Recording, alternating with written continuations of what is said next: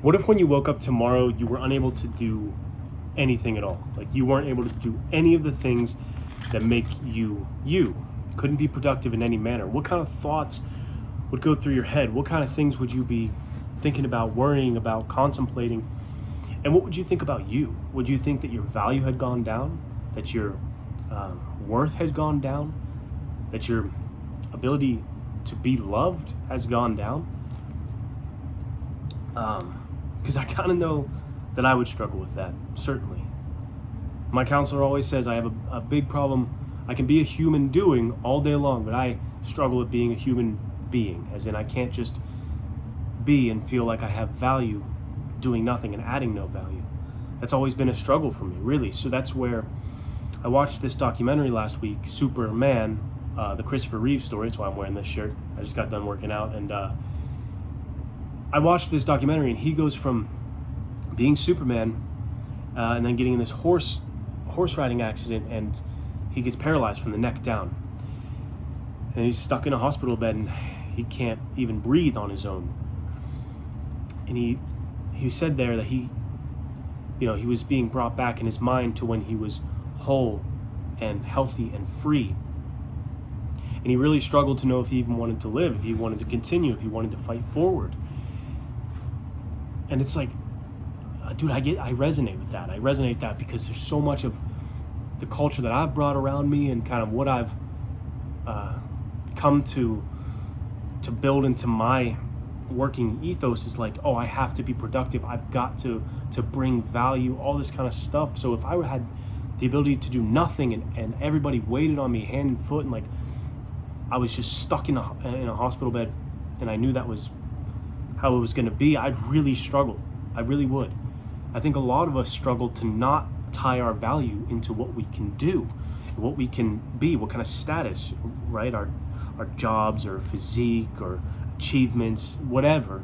So it's something I really resonated with when he was struggling with that. And he said what really kept him alive, what kept him going, what changed everything for him was a few words from his wife. She said, "You're still you, and I love you." I mean, if we can't stop to say that is beautiful. Like that is the kind of love that we should be looking for, and that we shouldn't accept less than. Right? She didn't love him because he was Superman or had the money or the fame or this or that. Like she loved him for him as a person, and she was going to sit with him, next to him in this hospital bed, no matter what. That's real love that we should be searching for. That it's hard for me to wrap my head around. You know what I mean? And I know people, I'm lucky. I am so lucky to have that kind of love with my wife and my parents and friends. Like, people do love me for me, and it's something hard to accept. You know what I mean? I feel like I gotta add something back. I gotta be a certain way, and my status with them could drop, even though I know that's not a rational thought. It's not accurate. My brain makes it so. But like, what if I lost everything? What if I couldn't do anything?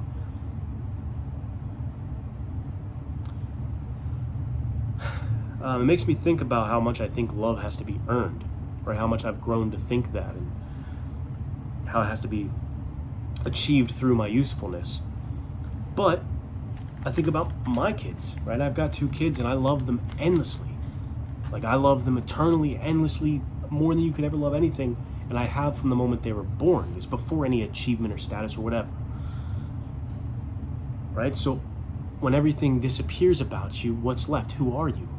Because that's what Christopher Reeve's wife loved in him, and that's what I love in my kids. It's like, just, you're worthy of love because you're here and you exist, and I love you, you know?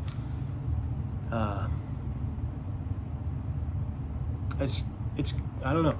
It's powerful stuff, I think, because, right, we hear a lot on the internet, like high value man and all this kind of stuff, and we're very achievement focused and productivity focused, and this is me, right? This is what I do and I've always done.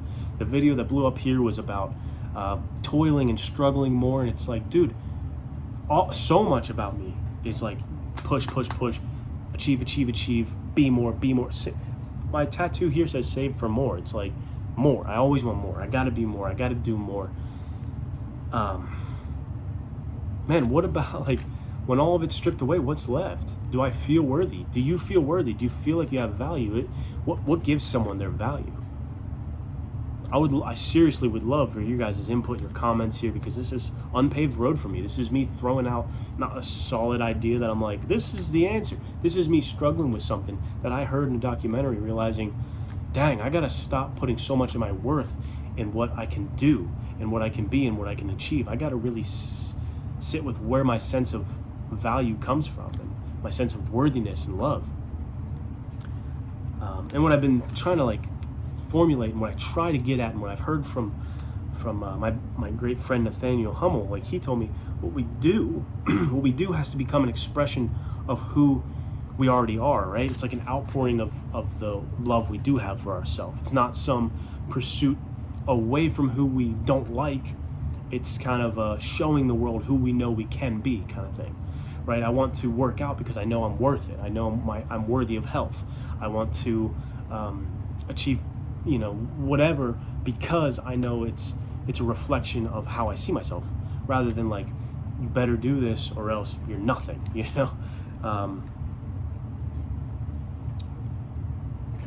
That's why when I think about my kids as well, I don't want to ask them, what do you want to be when you grow up? It's like, who do you want to be?